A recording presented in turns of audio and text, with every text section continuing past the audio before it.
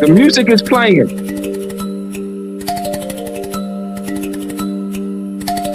Hank.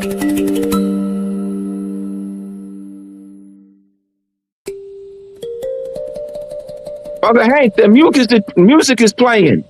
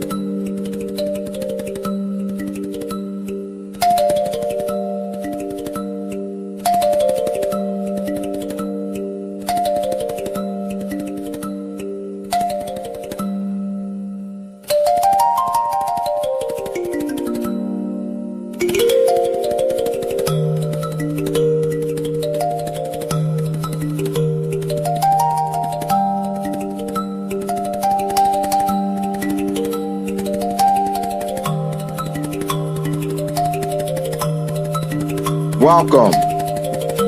I'm waiting for our guest, and is he backstage? Hank, I resent the link.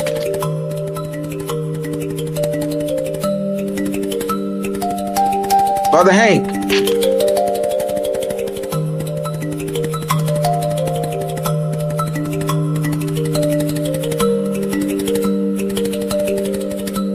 Brother Hank, you see anyone? You see Dr. Joshua backstage?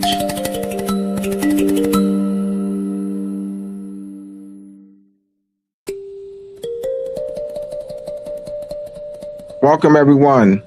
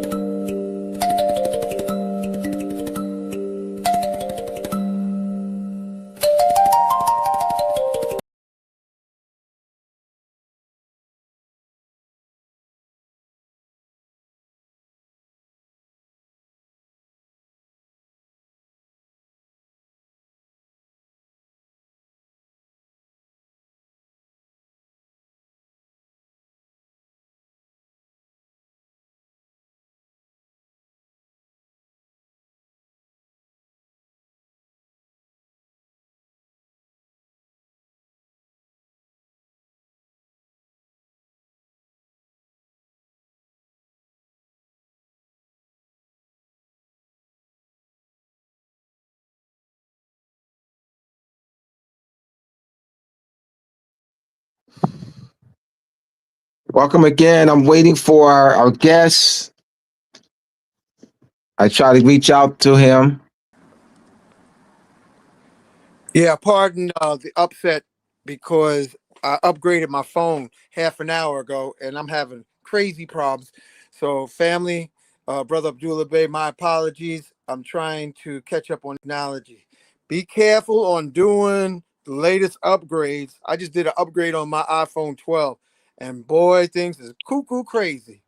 So, Yeah, I'm you have backstage, an brother. overlay. You had an overlay with the sounds, and I'm Yeah. act- yeah, because they're on. All right. He's not backstage. I called him, Hank. So I don't know what to do. I did communicate with him earlier today. Nobody's here. There's nobody back there. Waiting. Right now, there's nobody Um, home. but now we just probably have to reschedule because I don't see him. I mean, You're gonna I have to reached wing out. it. You're gonna wing it. Just drop it like it's hot, brother. Drop it like it's hot, and and I'll stand by it. If he show up, I'll put him on front and center. All right. Okay. Welcome everyone. Welcome to Moorish Monday with Abdullah El Talib Mosi Bey on Magnus Crystal Pyramid and the Moroccan Post Media YouTube. Uh, our scheduled guest, as I'm waiting, is Dr. Joshua Malchesdik Bawa, Global Peace Ambassador and Human Rights Activist. The day's title of the day's program lecture presentation is Advocacy Advocacy of Peace, Stability, and the Protection of Human Rights.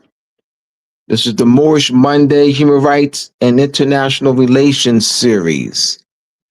As I'm waiting for my guest to come back, get backstage. Uh, Dr. Boa is the United Nations Networking Group Human Rights Coordinator, the founder and president of the United Nations Networking Group is Pearl Kofor. She was on Moorish Monday about 5 weeks ago.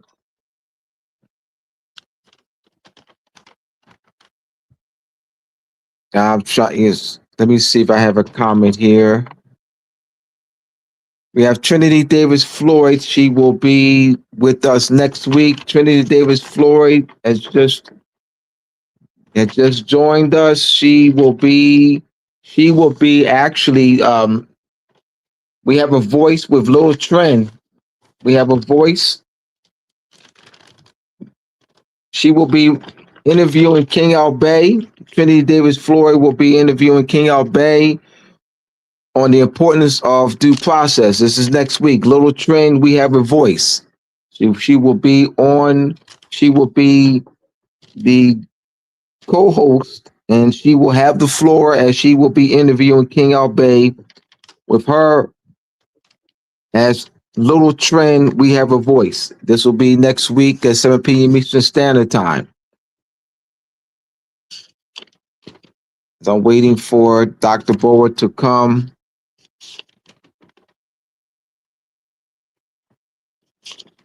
Uh, Dr. Bower is a certified United Nations Zambia SDG, that's Sustainable Development Goals supporter on climate action, SDG number 13, founder and visionary of the Melchizedek Foundation for Peace and Human Rights, Sierra Leone. His community and human rights advocacy, peace ambassador, humanitarian. Countries of operations: Sierra Leone, the Democratic Republic of Congo, India.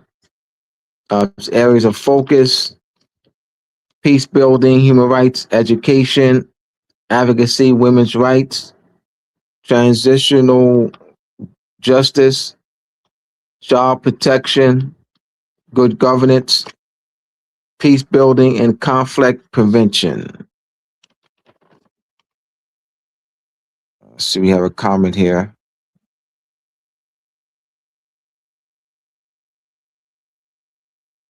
So we have the show must go on. I'm waiting.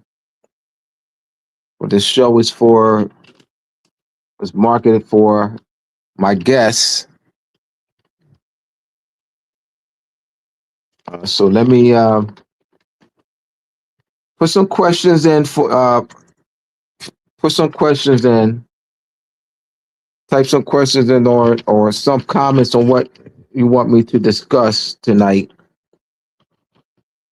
as we wait for Dr. Boa to we did communicate earlier today, as early as late as 1:30 through WhatsApp.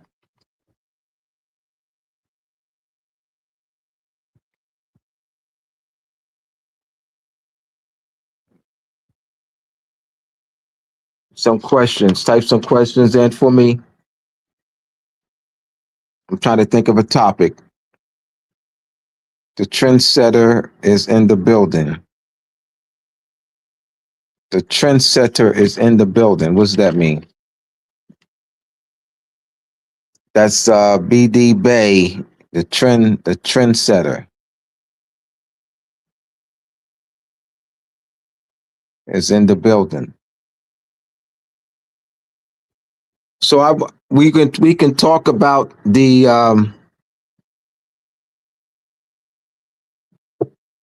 I posted this yesterday, I think 2 days ago, and I got over 2,000 views on this post on my Facebook page, Abdullah Bay. And the question, it was a statement: nationality is not the real world. Nationality, oh no, oh, I put nationality is not the real world. What happened here? Hank is still getting used to his upgrade. Nationality is not the real world. What is your race? Yeah, brother Abdullah, there's nobody in No, the guest room. yeah, There's no show. no show. All right, I'll just continue. I'll just Okay. you're blocked, Hank. You have something. Oh, okay. My apology. Hold on. Mm-hmm. Yeah, this upgrade definitely did a doozy to my phone. Yes. So be careful, folks, doing doozies. I mean, doing upgrades, because this upgrades can be a real doozy. Hold on, because it's Mm-hmm. rearranging everything. Yeah, yeah, All my stuff, man. yeah. You had a sound overlay, man. You had two. You had. Okay. All right. All right. All right. So the post reads, "What is nationality is not the real world."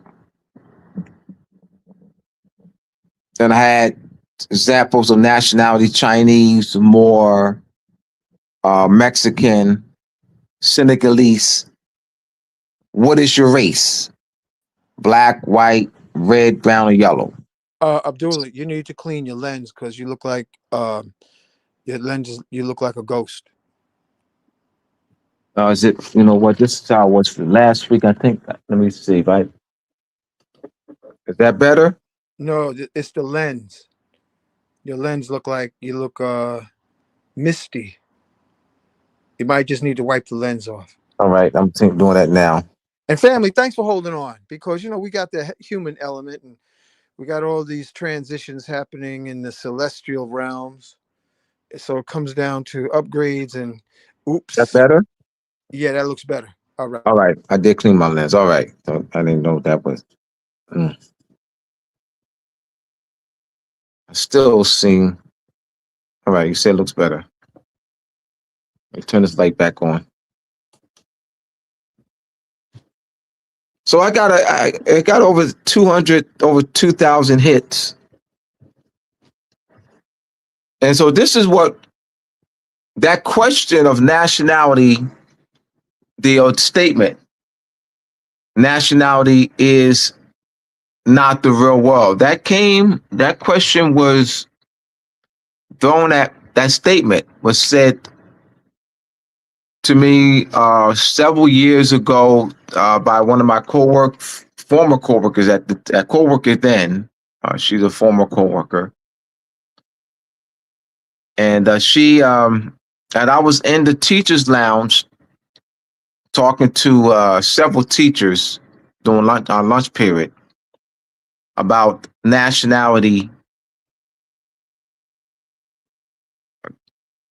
that people are identified by nationalities and not by shades and colors. And then she blurted out, and Alex, I was not just talking to her. She blurted out that nationality is not the real world. So I turned my chair to face her, and I said, nationality is the real world. Germany, German, China, Chinese, Russia, Russian. So why did she say nationality, emphatically said that nationality is not the real world? Because what our people, hear all the time is race. We see race on applications, on all types of applications. This black, white, and what color are you? Black or white?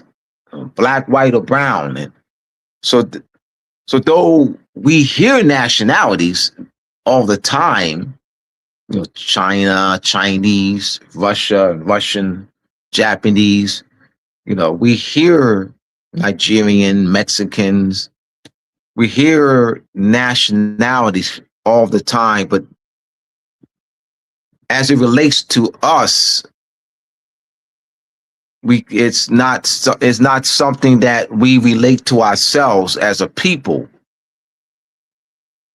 It's something that is like outside of us. Because and her mind that nationality is not the real world, meaning that she has to check off race on the census, on job applications. She has to identify the students by race, black, white, Hispanic. So the real world, so she doesn't mean the real world in the true sense. She means this is what we have to deal with, in the United States jurisdiction regarding a body of people, and filling out job applications and filling out the census. We have to, in order to get funding, we got to, identify ourselves as under race. So that's where she was coming from. Not that nationality. Of course, nationality is the real world. So she didn't mean it in the true sense. In this that nationality is not the real world. Of course, nationality is the real world. But when it comes to her experience, an experience that she has with her own people, nationality is not the real world. So because you don't check, that is something that I had to really analyze that, and I really did as I was working on Moorish History Part 2. It's not Raheem, he's not backstage. Raheem, Dr. Joshua. I reached out to our last contact was about 1:30 doing WhatsApp, and he got the link and everything. So we did communicate today, and he shared the link. He had the StreamYard link. So I mentioned to him to get backstage. So so we just got. I'm just trying to muscle up a lesson right now. So throw some questions at me, Raheem, regarding nationality and race. So nationality. So when we in dealing with, I also in I have this in Moorish Masonry Part 2. I chronicle this in Moorish Masonry Part 2. I was in a classroom with Moors classified as Hispanics, you know. It was like 7, 8 students. And it was no Moors classified as Black, Negro, colored African Americans in the classroom. So I got to set the setting. This is important. There was no Moors classified as Black, Negroes, colored, or African American in the classroom at the time. There were Latinos or Hispanics. And someone had said that that one of the female students had referred to me as Black. And I asked the student, why did you call me Black? She said, what do you mean, mister? I said, why did you call me Black? I don't get it, mister. What do you mean? I don't get it, mister. And so male student said, you know, because of the color of your skin. I asked the female student, is that true? She said, yes. So I said, so you called me Black because of the color of my skin. All right, so I stood up, and like I said, I chronicled this in Moorish Masonry Part 2, chapter 11. So I said, we have a Cuban, my complexion. What would you call? He said, Cuban. I said, I'm lost. You said that you called me Black because of the color of my skin. I'm giving an example of someone who refers to himself as Cuban, but my complexion. You said that he's Cuban. Based on what you said, you called me Black because of my complexion. Why would you refer to the person as Cuban and not Black? I don't get it, mister. I don't get it. So we have a Colombian, my complexion. What would you call someone who calls himself Colombian, who's my complexion? Colombian. I'm lost again. Once again, you said that you called me Black because of my complexion. Wouldn't the one who called himself Colombian, be Black? Like, based on what you're saying, that I am Black because of my complexion. Wouldn't the one who calls himself Colombian, be Black? I'm talking about the same complexion. So I'm lost here. I'm lost. So how is that person Colombian and I'm Black? Like, why is he not Black? Like, why is he not Black? But you said that I'm Black because of my complexion, but why isn't that person who says he's Colombian not Black? Like, why would you call that person who says he's Colombian Black? I don't get it, mister. I don't get it.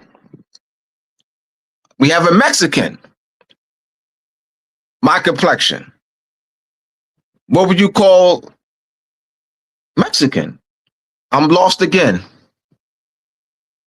You said that, once again, I don't get it though, because you say, well, why would you call the person Mexican and not Black? Like, wouldn't the person be Black? No, mister. But why wouldn't the person be Black though? Like, why would you call the person Mexican and not black? You said that I'm black because of my complexion. But wouldn't that person be black too? If it's based on my complexion, you said I'm black because of my complexion, then wouldn't that Cuban, Colombian, Mexican who are my complexion, wouldn't they all be black? No, mister. Now, I'm lost because I don't get it now. I'm having this conversation with the student. I said, I don't get it. But why wouldn't they be black? Like, why am I black? Because of my complexion. But why wouldn't they be black? So, and these are, I don't get it, mister. I don't get it. Forget it, mister. Forget it, mister. So that was the dialogue in the classroom. So now I learned a lot, I did. I learned a lot. So, I said, all right. The ones they grew up with, this is Camden now. This is Camden, New Jersey. Their friends, their classmates, the ones they grew up with, that my complexion, they don't speak with what they call a foreign accent.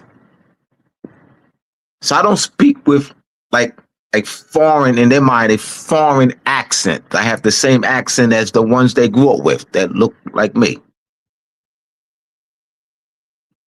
There was a teacher, a Nigerian teacher, Miss Nawaga, Nigerian teacher, darker than me. They never called her black. So I'm analyzing now. Like I said, I learned a lot now because they called her Nigerian and not black. So I asked another class who all knew Miss Nawaga. I said, Miss Nawaga is darker than I am. Why don't y'all call her black? She's Nigerian. I don't get it. I don't get it though. You said that I'm black because of my complexion. I had students who literally got out of their chair and walked over to me, held my wrist, not roughly, like just took my wrist and held it to my face like this. Look, see, you're black. You're black. So I bring up Miss Nawaga, darker than I am. Wouldn't she be black? No, she's Nigerian. That's interesting. So what is it then? What is it? Like, what's going on psychologically? Like, what is it that? Like, what's the disconnect here? What's going on, like psychologically, that they identify nationality with Miss Nawaga, who's darker than I am, but called me black, and they said it's based on my complexion, but it's not complexion with Miss Nawaga. Like, so what is it? I said, oh, I don't speak with they say, quote unquote, foreign accent. I speak with this, that I speak like they speak. I have the same accent as they. Born in the hood. I'm born and raised as they were born and raised in the hood in Camden. I'm born and raised in the hood in Camden. They're born and raised in the hood in Camden. So we born and raised in the hood in Camden. We have the same accent. Miss Nawaga was born and raised in Nigeria. She doesn't have this accent.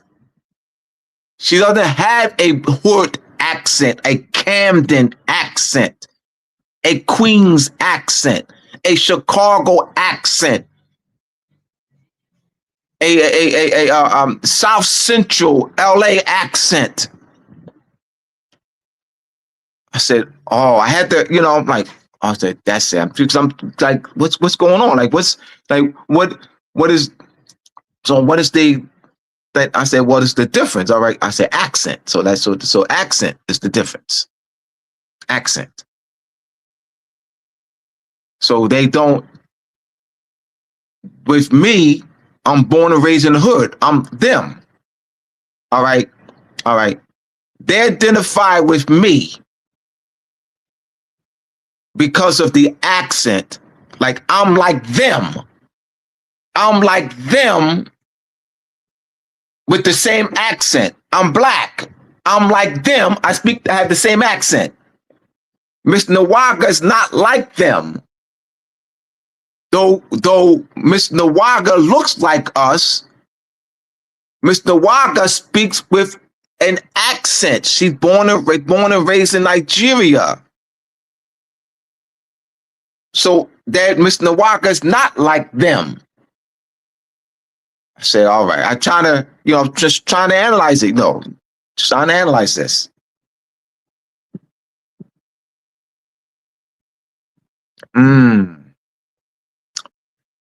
I also chronicled this in Moorish History Part 2. As I said, teaching nationality to 5,000 students in Kansas City Public School, Chapter 11 of Moorish History Part 2. I recall this was at the beginning of the class, and the student was 2 rows. He was the second row from the front. And the student asked me, and this is the first time I had seen this student.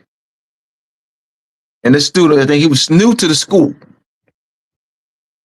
I think it was like maybe October, November during the school year. So the student asked me, because I had covered different classes. The student asked me, Mister, what is your nationality? Perplexed, bewildered.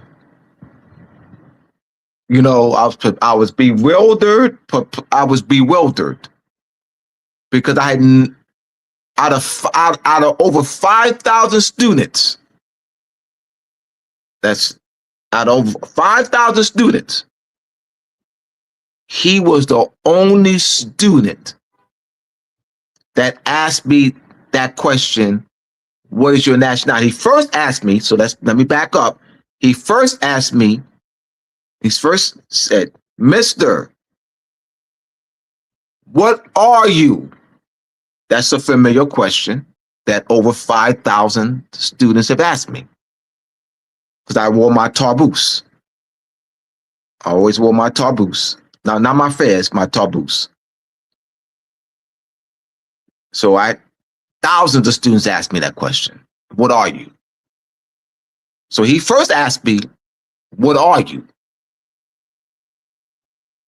Perplexed, I paced the front of the room for about a minute. I paced the front of the room for about a minute and didn't say anything. And I walked over to him and asked him, you mind asking my asking you where you're from? He said, oh, my family's from Trinidad and Tobago. He said, I know about nationality, Mr. Bay. I said,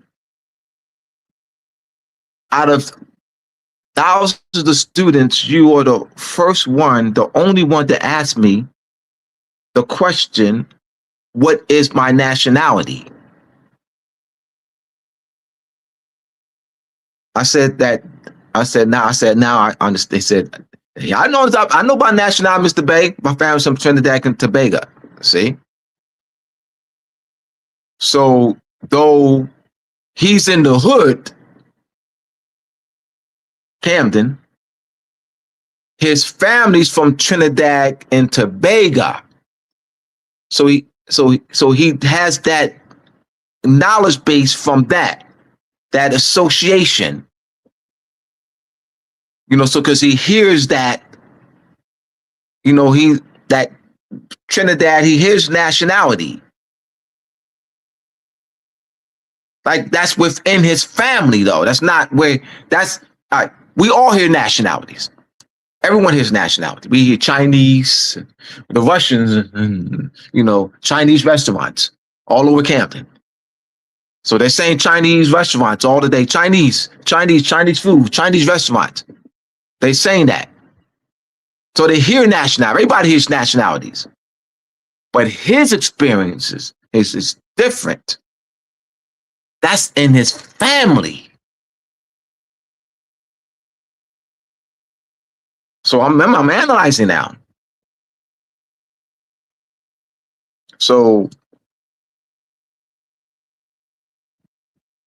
going back to the statement that I highlight in Moorish History Part 2, Chapter 11, teaching nationality to 5,000 students in the Kansas City Public School. Nationality is not the real world. So you need to see why my then co-worker, blurted out that nationality is not the real world.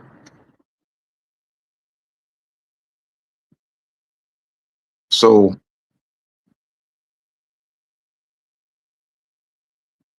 I'm now looking at questions. All right, let me see. All right, come on. Thank you, my man Raheem. All right, let me see. Slow mode. All right, Raheem has, all right. What does nationality appear? Why does nationality appear in immigration law where race dominates census classification? That's from Raheem, Ambassador Raheem Al-Abay. Another question he asked, why does nationality appear? Oh, it's the same question. All right.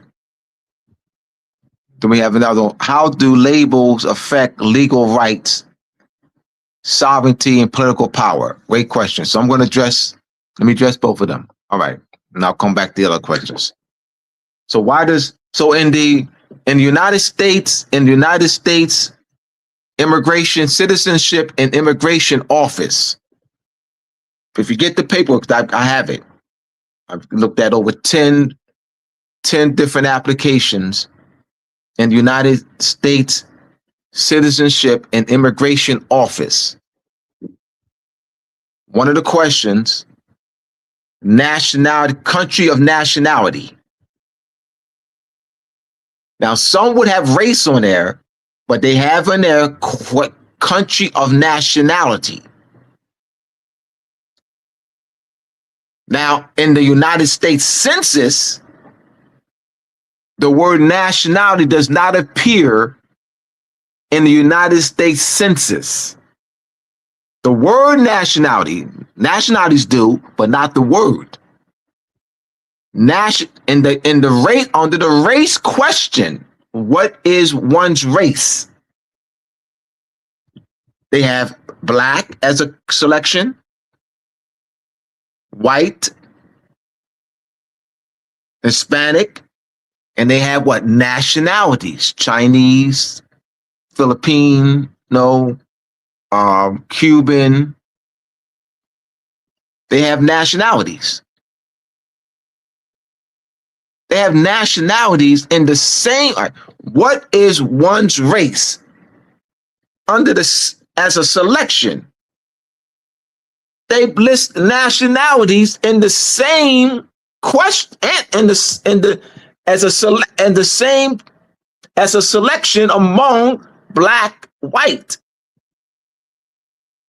and Negro and African American. It's not what is your race, one question, and another question, what is your nationality? That's not in the United States Census. But in the United States Citizenship and Immigration Office, you have a question, country of nationality. But you do not see the word nationality on job applications, on school registration forms, when they have to do census, when teachers have to take census or how many students they have. It's what race, not nationality, is nowhere. This, once again, this is why my then co-worker blurted out that nationality is not the real world. But you know that it is.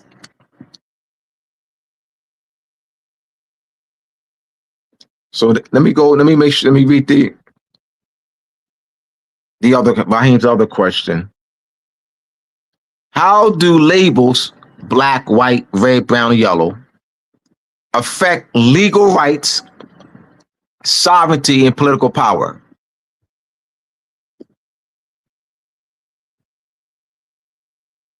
Nationality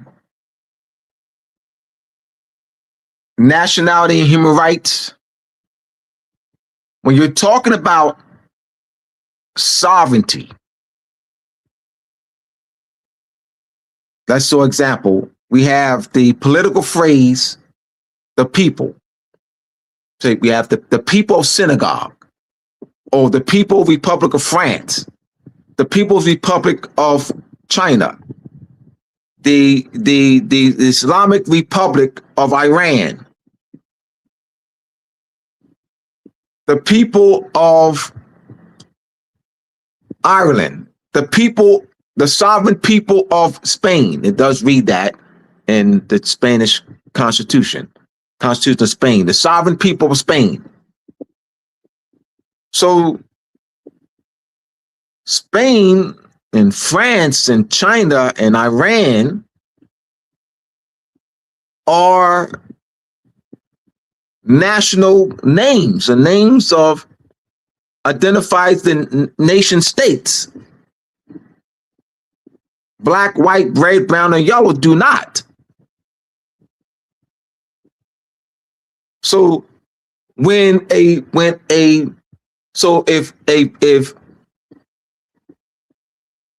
a people is through subjugation, through an act of subjugation, is stripped of their nationality and cultural identity. You have one of the Supreme Court justices, I think is it Wilson, one of the Supreme Court justices during the Dred Scott case. African Negro race has no character. So black, white, red, brown, yellow, Negro, African American, colored, people of colored people have no character of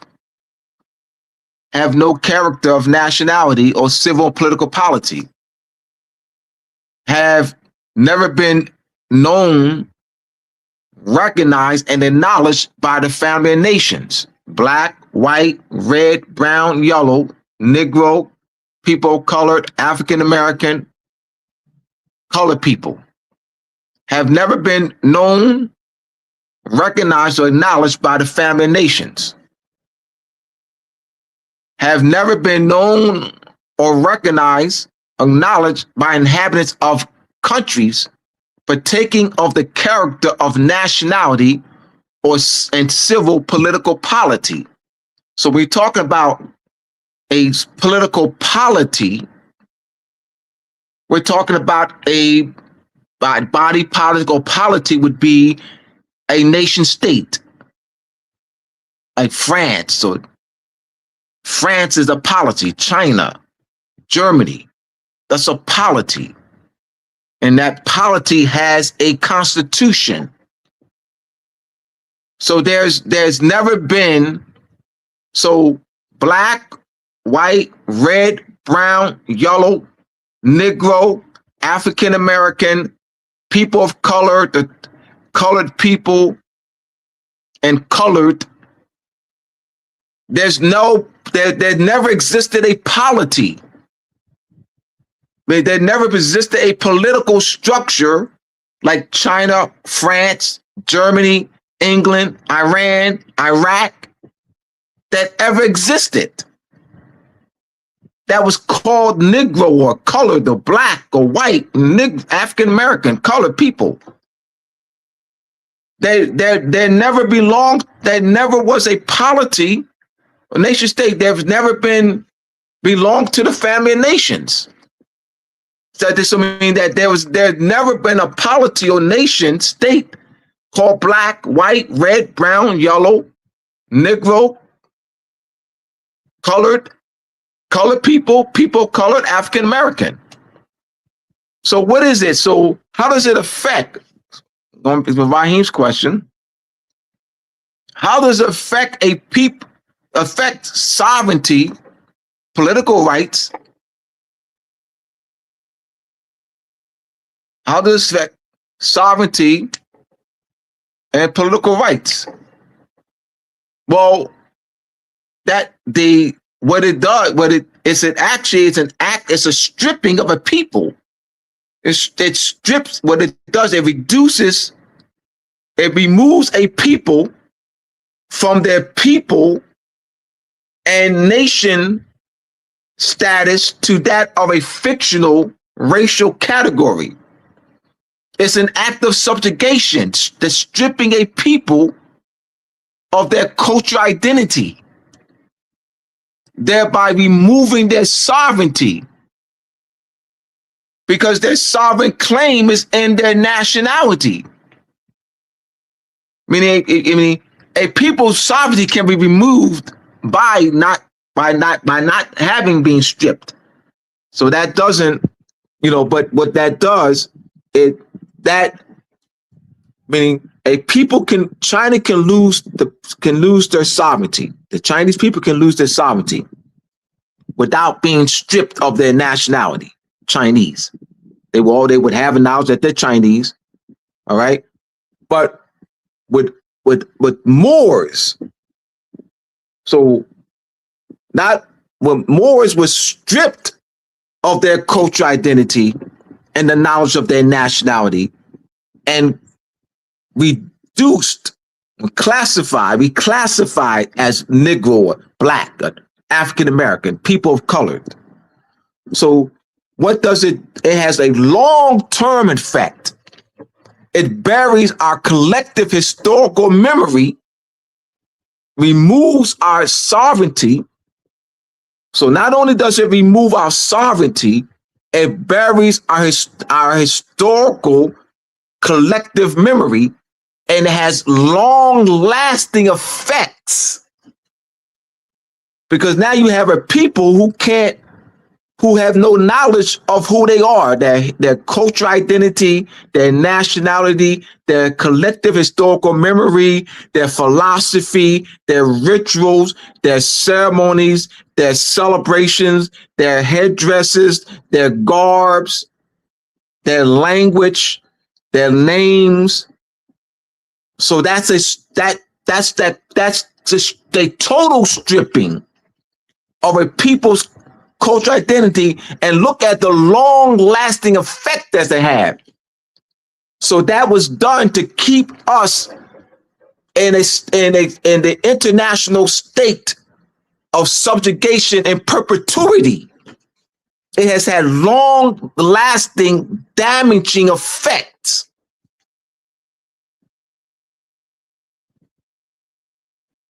So let me look at other questions. just getting heated up, y'all. You know, I had to get heated up because my mind was already focused on the interview. But Hank told me to keep it. He said, "Make it happen." So you know me. Drop a dime. I'm ready. All right. So we have in slow mode the Moors of Nigeria. Moorish Nigeria. I don't know Moorish Nigeria. Moors of Nigeria. What's Moorish Nigeria? You got to give me some records of that because that's two different nationalities. There's two different sovereignties. Like what Moorish Nigeria? I mean, I just want to. Let's analyze this, y'all. You just want to. I'm a wordsmith. So we have Moorish Nigeria. That's two different nationalities, two different sovereignties. What is it? That was a union, a declaration of a merger took place that I'm not aware of. A declaration of merger, or it was a unification treaty. Moorish Nigeria, that would have to be a unification treaty or declaration of merger. All right, so we have Nabal Il, Nabal Il. What's taken us so long to accept our nationality and birthrights as way to our freedom, remedies, resources, but accept conscious Moors? That's what's conscious Moors are the problem. You said, what's taking us so long? Conscious Moors, misconceptions. I can answer that. Misconceptions. Misconceptions that's been out there for over 120 years. And that's what's taking us so long. I mean, it's not hard. I mean, it's just let's not overthink this. Let's not overthink this. Misconceptions that's been out there for over 20 years, 120 years. I was trapped in misconceptions for 27 years. Like it's only been 7 years for me in proper concepts. And so I had to really, and I want to, thank Shem Malachi Bey, for really challenging me to grow and help me to grow out of the misconceptions, and for me to re-examine, the misconceptions that I had, been taught and that I had taught to others for 27 years. So, I mean, so I had to take time though. I mean, I'm growing every day.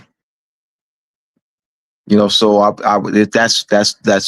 that's what's taken us so long. Misconceptions, the lack of study of international law that had not been in this Moorish movement, of polity, lack of study of polity and political science, the lack of study of nationality in the sovereignty framework, nationality in the statehood framework, and our lack and our only that conscious Moors only viewing nationality in the social culture and consequentious framework, and not having the knowledge of nationality in the sovereignty and statehood frameworks. That's what's taking so long. Lack of knowledge of international law. Lack of the understanding of the elements, of nationality in the statehood and sovereignty framework, legal bond, rights and duties, state jurisdiction, diplomatic protection. Well, yes, that's your consanguinity. Yes. So when you say, what do you mean when you say, oh, I got my Moorish paperwork, and let's analyze that. I'm nationalized. Are you? What does that mean? Like, I'm nationalized. Let's analyze the statement, I am nationalized. All right, so let's analyze that. In the framework of nationality, in the framework of sovereignty framework, nationality in the statehood framework. All right. Legal bond, rights and duties, state jurisdiction, diplomatic protection. So when you say, well, I am nationalized, so does that mean that your legal bond to our pre-existing Moorish state has been restored? Does that mean that our pre-existing Moorish state has state jurisdiction over you and not the United States? Does that mean that you have rights and duties under our pre-existing Moorish state? Does that mean that our pre-existing Moorish state can extend diplomatic protection to you?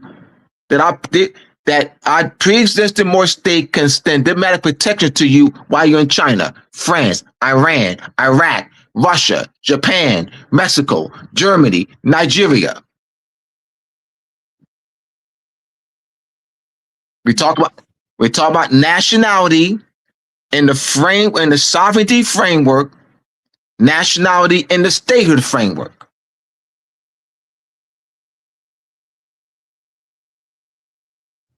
Sovereignty, nationality, sovereignty and statehood framework recognizes,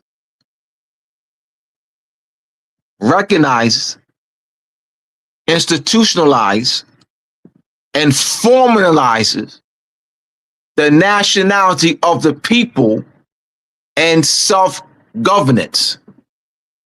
When the statehood and sovereignty frameworks are dismantled, the recognition, the formalization, and institutionalization of a people's nationality is lost. It's known as a loss of sovereignty. So if France were to conquer China, China loses her sovereignty, which means that the Chinese sovereignty framework, the Chinese statehood framework is dismantled, which means that the Chinese people no longer have a legal bond, rights and duties. No longer have a legal bond to China, no longer have rights and duties under Chinese government, because China's lost the sovereignty. China no longer can have state jurisdiction over the Chinese people. France does. And China, France would have state jurisdiction, all right, over the Chinese people in China, because France would have conquered China and subjugated the Chinese people, all right?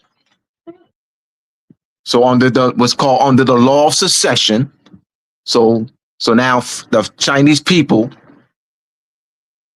now that France would have acquired territorial sovereignty over China, but brings about so now we're looking at we're looking at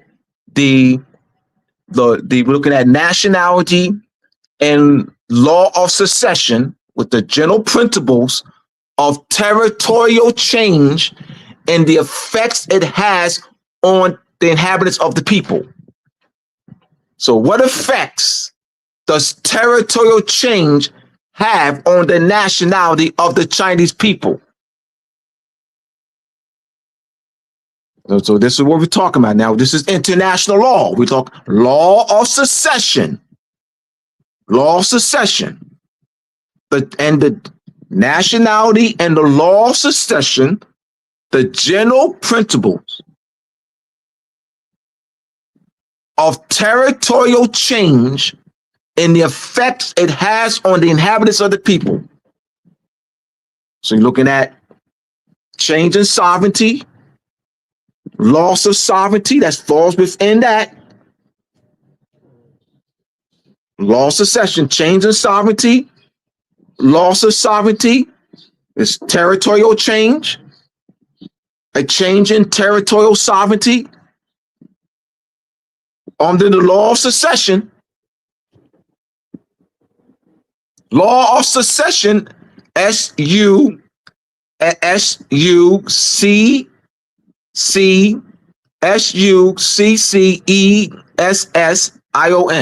Law of succession. Look it up.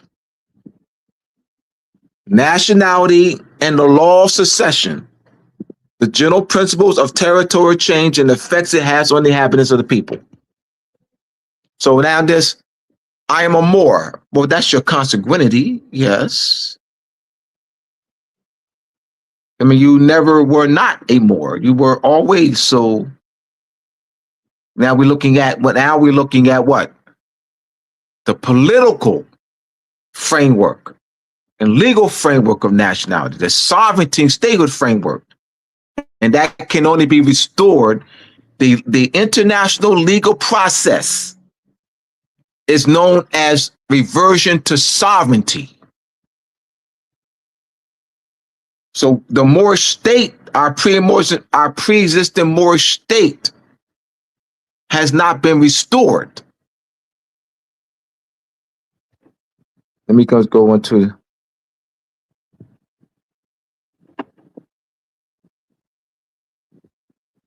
We got to get on the same page. And yes, Mr. Go, get on the same page is studying. It's the lack of study of international law, of political science, of polity, the lack of study of nationality within the statehood and sovereignty frameworks, and limiting our study of nationality in the consanguinities and socio-culture framework. That's not going to get it done. There's not been any study of nationality in the sovereignty and statehood frameworks. We've only limited our studies of nationality in the consanguinities and socio-culture framework. That's the problem.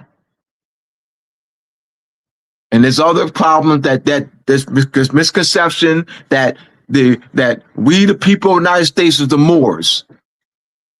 That the Moors, 35 Moors at the United States Constitutional Convention. The Moors are the founding fathers of the United States Constitution. The Moors are the drafters of the United States Constitution. That the Moors, gave the United States Constitution to the Europeans, so that they can govern themselves. This whole misconception that I was trapped in for 27 years. You see why it's taken so long? I was trapped in that for 27 years. I taught thousands of people. It means I didn't grow for 27 years. I was trapped in that. I slept, ate, dreamed every day for 27 years. Every day. Are you kidding me? Misconceptions. Tell him, Raheem. Tell him, brother. Please tell him. You know how I can grow, boy. Once I got the proper concepts, man, I'm like, woo! Man, I can see things that I didn't see. Like I can read things, I can go into international law books and not get lost at all. I can study nationality in the state for framework. Raheem will tell you, King will tell you, Israel will tell you, Setanil will tell you.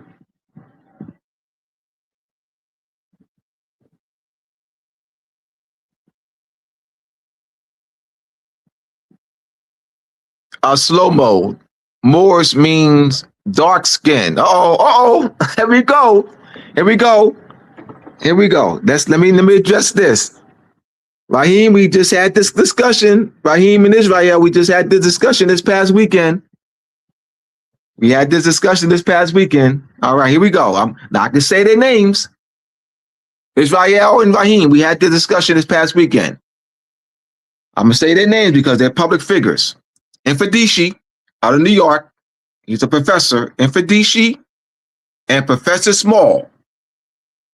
Infedici and Professor Small, I can say their names, they're public figures, and not be sued. That claim, Moor means black. Moor is a Greek word, and it means black. So what do you mean? All right, so are you saying Infedici and Professor Small that Moor has no character of nationality or civil political polity? Are you saying Infedici and Professor Small that Moor has never been acknowledged or recognized as belonging to the family nations? Are you saying Infedici and Professor Small that Moor has never been acknowledged or known, recognized by the inhabitants of countries pertaining to a character of nationality and political polity? Are you saying, Professor Small and Infedici, that the word Moor belongs in this category of words? That the word Moor belongs in this category of words: gray, orange, purple, red, blue, yellow, brown, pink, blue, and black and white. Like the word Moor is in that category where it belongs. So you're saying, so Infedici and Professor Small, you're saying that your claim is that the word Moor does not belong in these categories of words: Chinese, Japanese, English, Irish, French, Nigerian, Nicaraguan, Cuban, Russian, Iranian, Iraqi. So Moor, you're saying that Professor Small and Infedici, your claim is that Moor does not belong in that category. We've got nationalities. So you're saying that Moor doesn't belong in that category of words, nationalities. So you have what's called chroma, or what people call colors. You're saying Moor belongs in this category of colors: black, red, purple, green, orange, yellow, etc. Well, I got findings of facts to show. I have finding of facts to show, to prove that Moor has been acknowledged and recognized as belonging to the family nation. That Moor has been acknowledged and known and recognized by the inhabitants of countries pertaining to the character of nationality and civil political polity. 1491, Treaty of Granada. Look it up, y'all, right now. Look it up now. Google 1491 Treaty of Granada. The 1787 peace treaty between the United States and Morocco. Articles 20 to 25. Articles 20 to 25. The 1856 General Treaty between Morocco and Great Britain. Write them down, y'all. I ain't done. I can roll. I ain't done. We got time. So we have the 1491 Treaty of Granada, the 1856 General Treaty between Great Britain and Morocco, the 1787 Peace and Friendship Treaty between United States and Morocco. You have the 1952 case, between France and the United States in the International Court of Justice. France and the United States, in their most favorable nation claim, use Moorish treaties to make their claim. The primary type of treaties that France and the United States use for their most favorable nation claim is Moorish bilateral treaties with France, Belgium, Denmark, United States, Portugal, Spain, Great Britain, the Netherlands, from 1631 to 1892. The second type of treaty was the treaty, the Act Protect Morocco, 1880, and the Act of Algeciras, 1906. The third type of treaty, the Fez Treaty, 1912. More. Other treaties I have, that's in Moors and Masonry Part 1 and Part 2. And letters. The captivity records. 600 years. 600 years of captivity records. They're Trinitarian and Mercedarian. 600 years. Moors. Because thousands of redemption mentions. They raised millions to ransom Europeans of various nationalities from Moorish captivity. So come on now.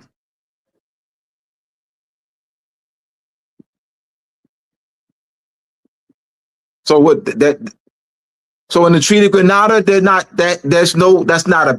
So that's what means black. That's not. I mean, that's not. Moor is not being used in the Treaty of Grenada as a nationality. Moor is not being used as a nationality in the 1787 treaty between Great Britain and the United States and Morocco.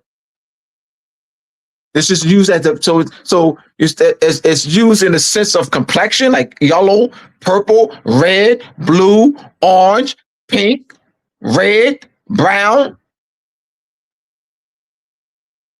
That means it has no civil and political. It wouldn't have a civil political polity. It wouldn't have a character of nationality.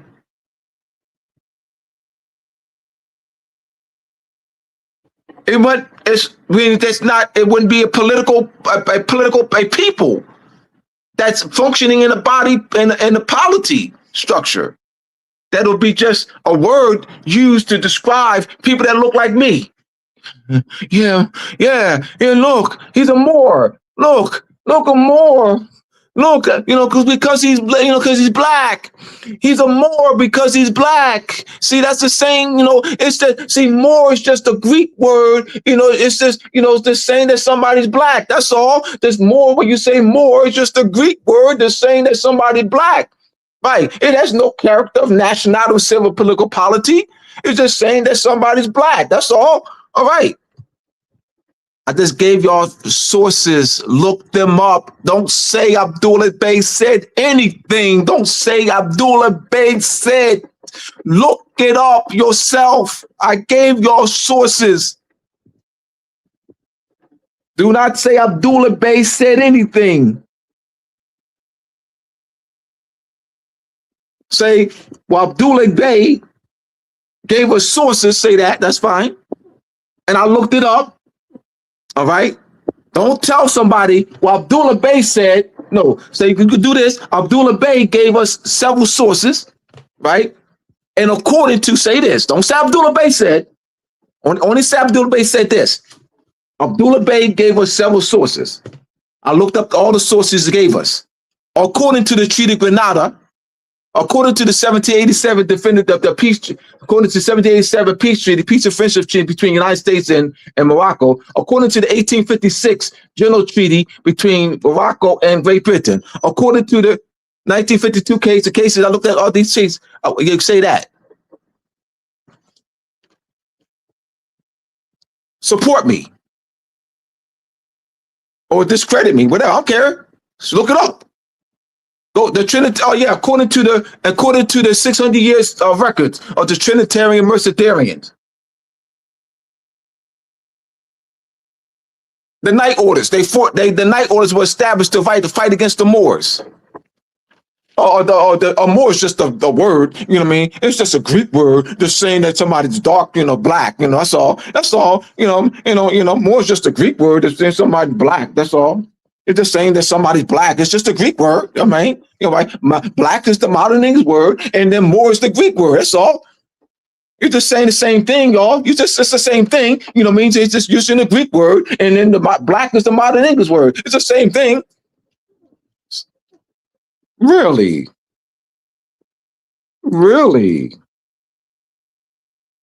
Really? I just gave y'all sources. See, they can get away with that. All right. Infadici and Professor Smalls can get that off to their audience. They can get that off to their audience because their audience don't know jack. Their audience does not know jack. So that's why we got to give sources.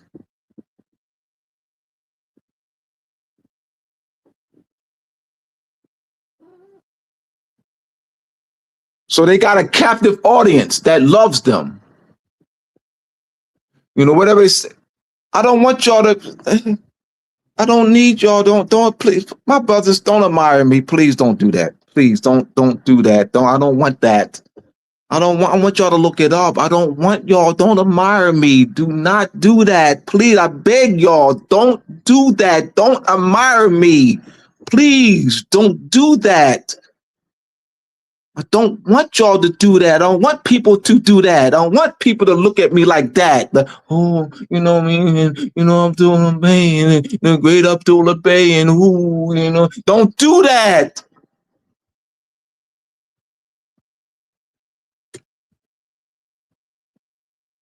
I've seen that over the years. You want to look it up.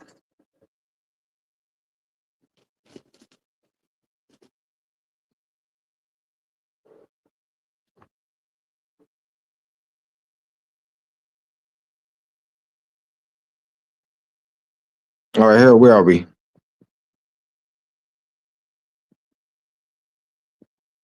We can't write treaties without the alphabet in the order. I don't know how does that play into what we're talking about, but the alphabet and writing are creations of African Moors. Yeah, I mean, if it is or not, it still doesn't. I mean, we're talking about what's already. We're talking about slow mo. We're talking about. I wouldn't even. There's no need to go there slow mo. Like slow mo. Let's go to this document. Like whether we wrote the alphabet or not, that we're talking about supporting the claim that Moor has character of pertaining to the character of nationality and civil political polity. So slow mo, what you should have done, slow mo, is look up the 1787 Peace and Friendship Treaty between Morocco and the United States, Articles 20 to 25. What you should have done, slow mo, is put one of the articles in there. Slow mo, help me, slow mo, help me. This doesn't help me, brother. Brother, I love you, slow mo. I love you. I appreciate you, too. But brother, you're not helping me with this. Bro, you're not helping me with that. None alphabet writing, that doesn't help me. And what I need you, slow mo, to do right now is I need you to put Article 20 or 21 of the 1787 Treaty of Peace and Friendship between the United States and Morocco. This doesn't help me. That would help me. Show the people that Moor has pertaining to the character of nationality and civil polity. But that doesn't help me, slow mo. You have to go to the primary source and show the people who are watching right now that more pertains to the character of nationality and civil political polity. Go to the 1856 treaty between the United States and between Great Britain and Morocco. So you see, so people can see in the articles that more pertains to the character of nationality and civil political polity. That more has been recognized and known and acknowledged by the inhabitants of other countries, but that more has been known and acknowledged by the family of nations. None of that does this. That doesn't support the claim. The invention of writing doesn't support the claim that more pertains to the character of nationality and civil political. You're still doing it slow-mo. You're not helping me. None of this.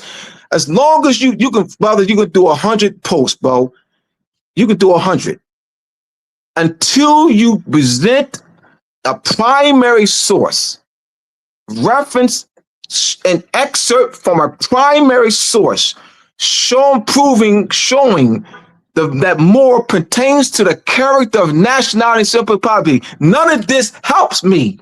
None of this helps me. I'm giving you the sources. Look it up. The 1491 Treaty of Grenada. For goodness sake, I'm giving the sources. What else do you want me to do? Look the sources up, and please, right now, look the sources up now.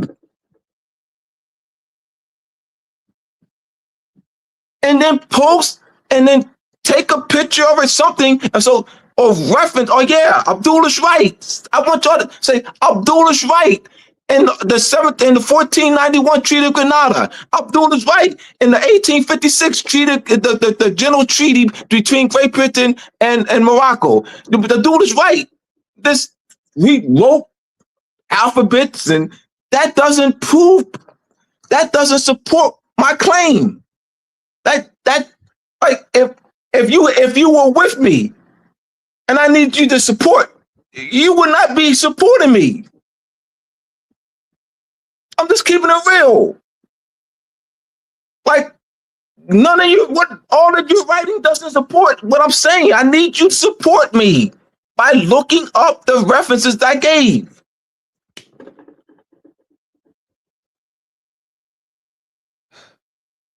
Obadiah, look up the sources, bro. Come on, man. Obadiah, come on, man. Come on, bro. Come on.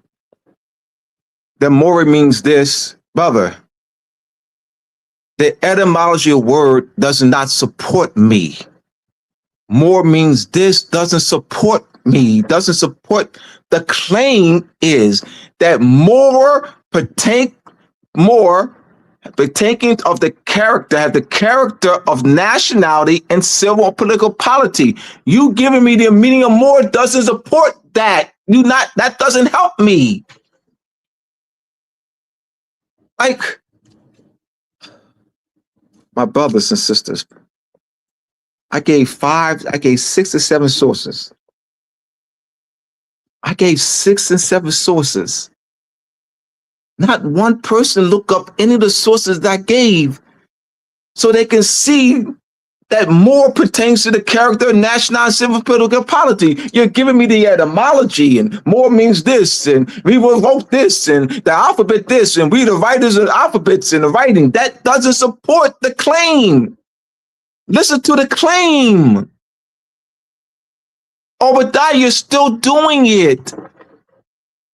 Obadiah, go to the 1856 treaty between Great Britain and Morocco and pull one of the articles from there that has more in it.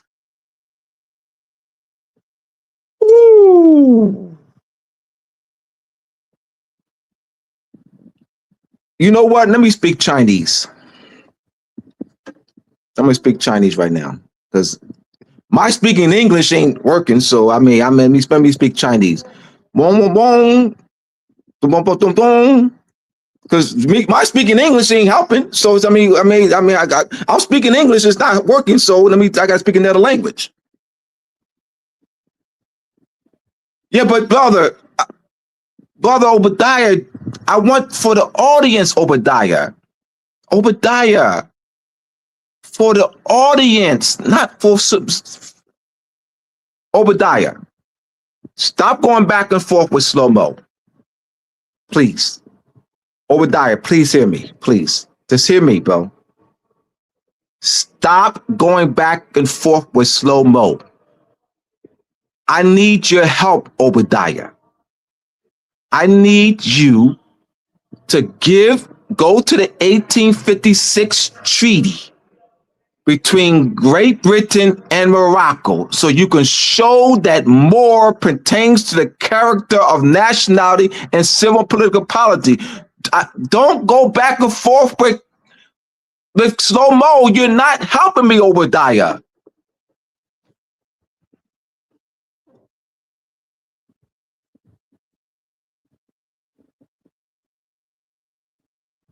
Ooh, my brothers, come on now.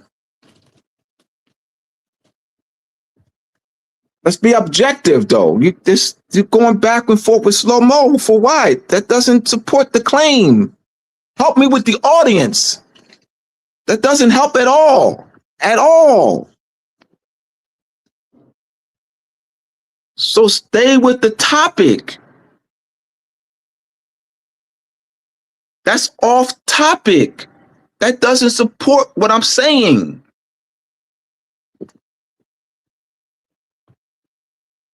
Thank you. And I have to be like this sometimes. I do. Because we haven't been taught critical thinking like that. We haven't been taught epistemology and understanding, finding of facts and evidentiary standards. We haven't been taught these concepts and principles. How to support our claims. So let me see what else.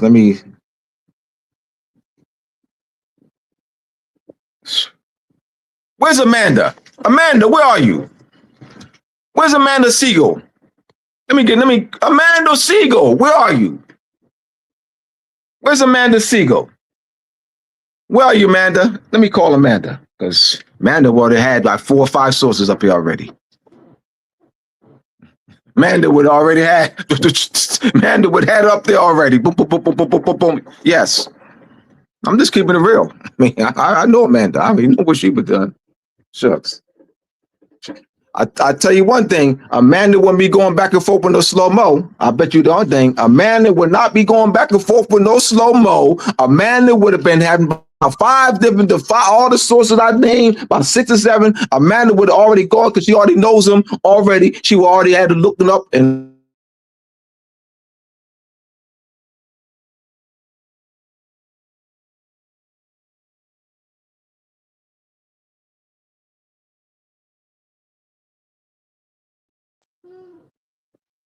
how do you feel about the people called AMPAC saying they have put the Sultan back on the throne for the Empire of Morocco? So let's analyze that. Salim Bey. All right, let's analyze your question. This is once again dealing with critical thinking. You're asking me, Salim Bey, how do I feel? You didn't ask me about what I know. You said, how do I feel? So I need you to rephrase your question, Salim Bey. Like why you don't want to be concerned about how I feel though? So because you're asking me, and I know it's out of habit. I get it, but in order for us to grow, we have to analyze.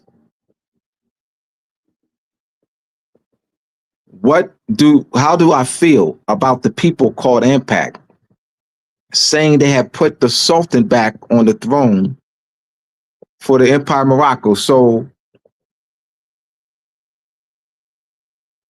what are the elements, Abdullah, of restoring lost sovereignty? Abdullah, have Moorish sovereignty been restored?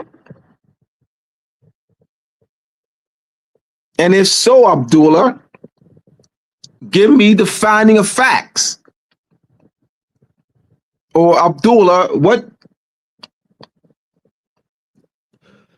is the process to restore our lost Moorish sovereignty?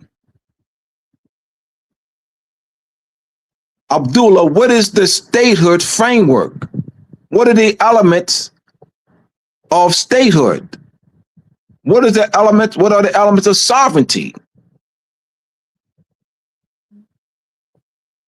Have ANPAC met the elements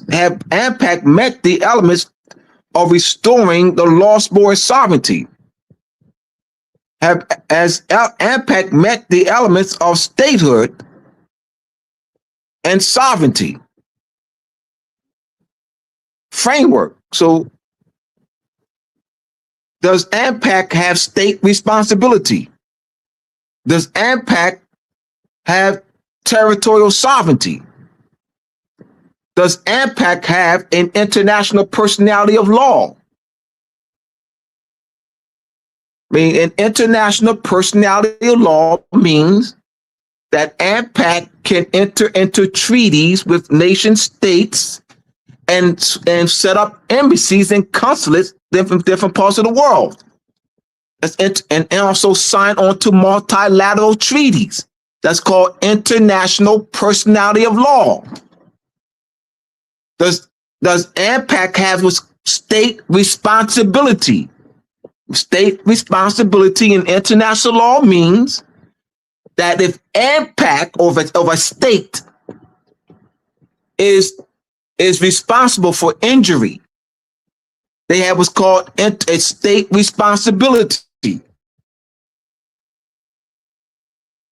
You have territorial sovereignty, control over defined territory as well as the inhabitants. It's territorial sovereignty.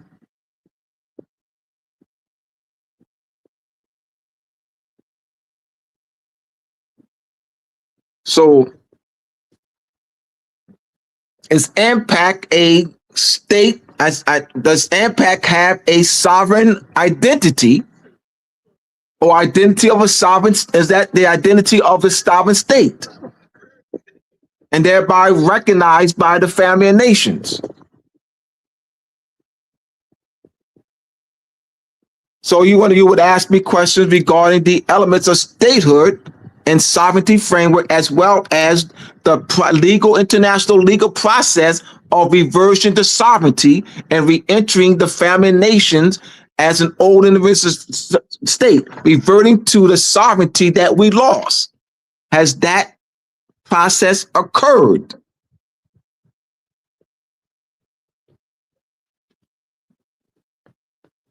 You don't want to ask me any questions about how I feel. That means nothing. Like how I feel. Yeah. You want to ask me about what I know, what I can prove.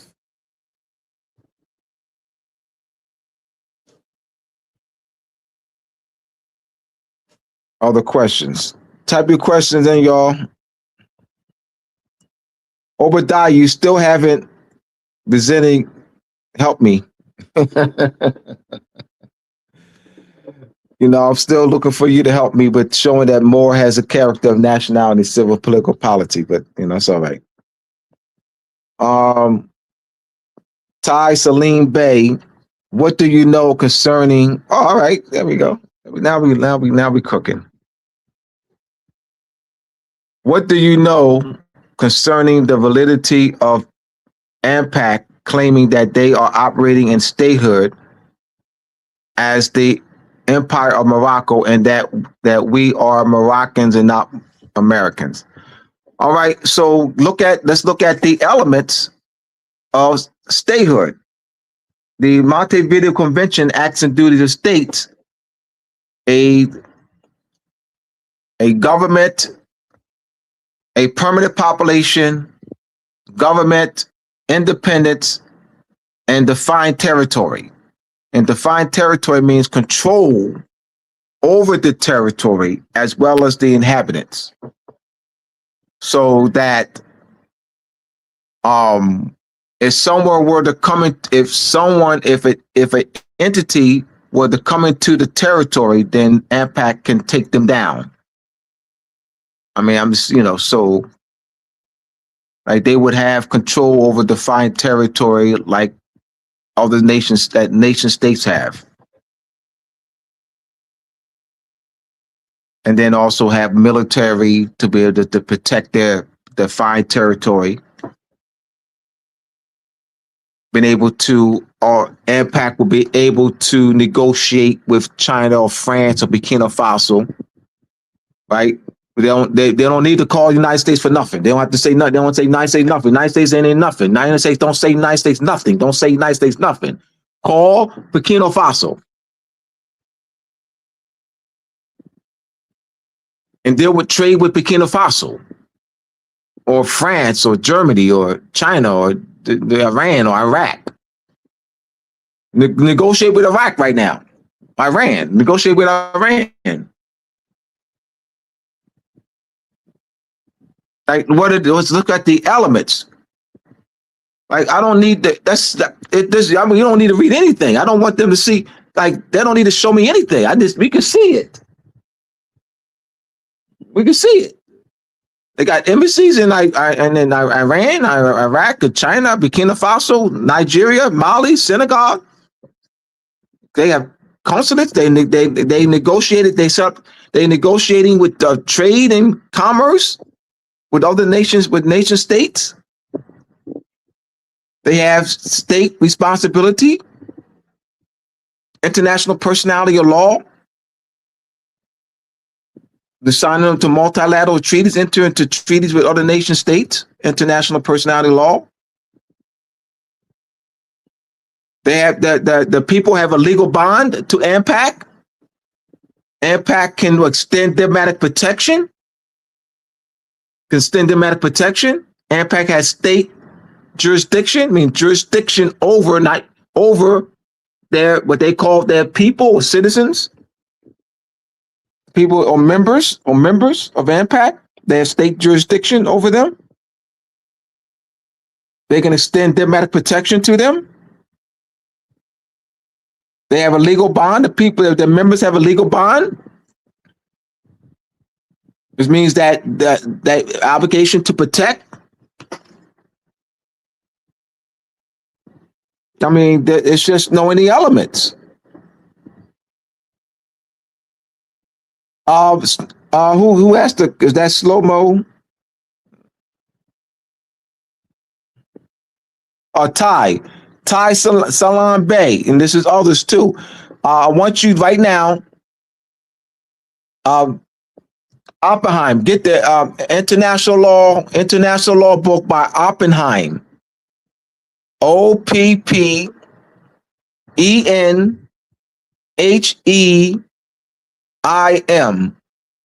Oppenheim. Lassa Oppenheim. Lassa, Lassa, first name. Oppenheim. OPPENHEIM.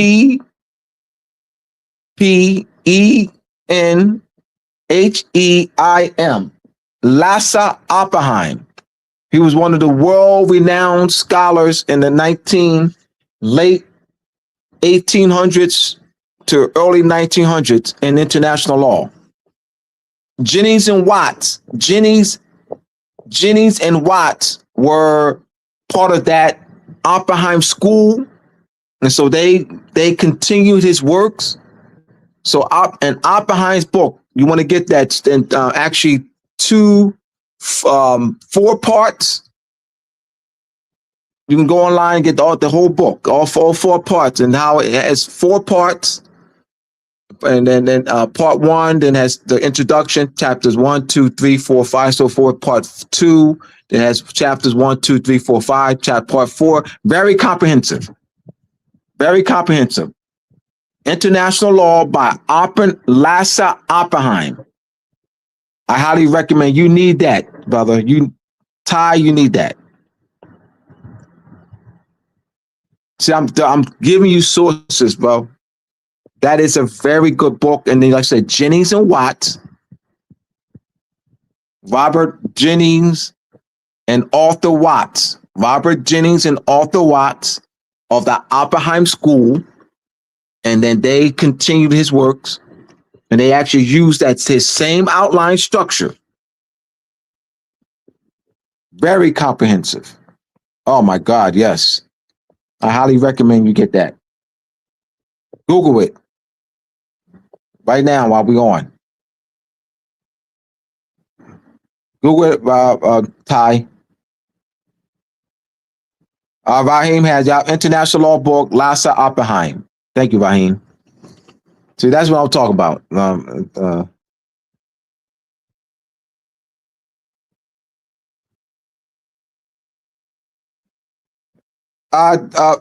Obadiah, you've been studying this treaty for a while. You send me links all the time. You send me copies of it. Come on, bro. Robert Jennings and Arthur Watts of the Thank you.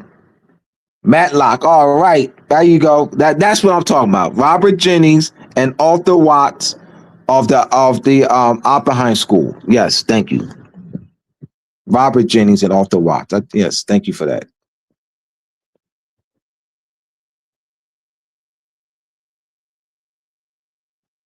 Yeah, but this, all right, so all right, a 1771 Dutch dictionary uses Moor and Moorian as general references for all Africans.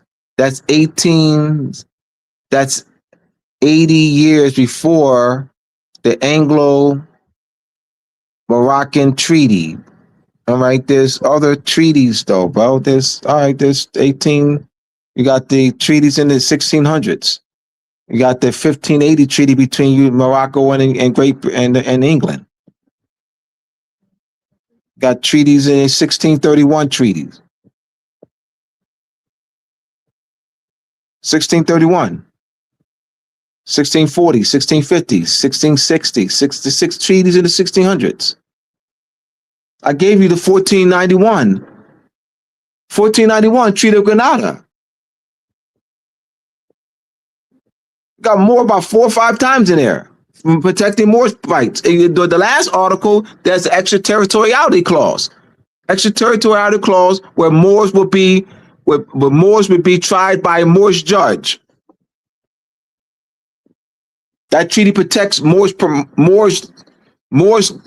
lost the territory, but it did not lose that. So when Abu Muhammad surrendered the territorial sovereignty to Queen Isabella and King Ferdinand, that the Treaty of Grenada in there protects the Moorish personal rights. And also has an extraterritoriality clause where Moors will be judged by a Moorish judge. Moor, Moor,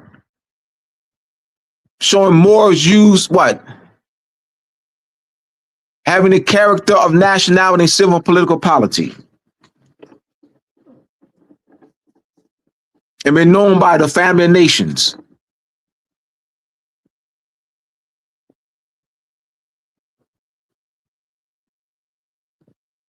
So what if slow-mo, 1491.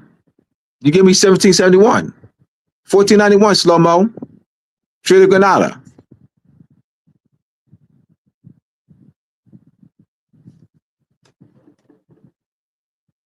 All right, so I'll reach out to the brother. I said we did to Dr. Joshua Malchedik Bawa. We did communicate earlier today. I trust I did some good today. Hank told me to get something done, so do something. So anyway. Oh, Michael Longs Bay. All right. Hey, Mike. All right. We got Matlock. 8040, 8044.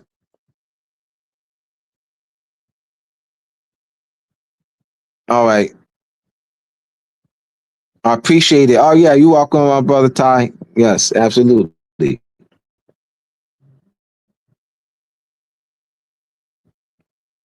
You didn't understand the question. I hope I said you didn't understand. I came in late, around 8 p.m. All right. All right, my brothers. Next week I have next week. Let me read here.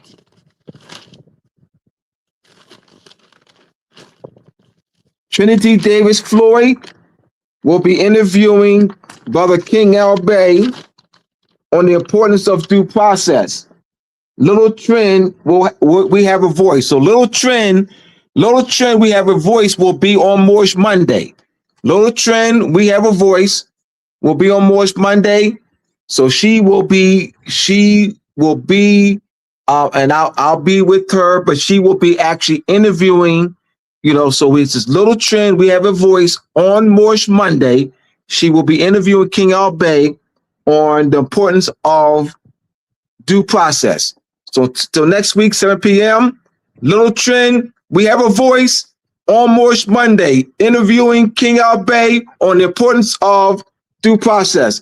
Peace, everyone. Thank you, Brother Hank. I greatly appreciate y'all. You, Brother Hank, I greatly appreciate y'all for your questions and your comments. Thank you very much. Peace, everyone.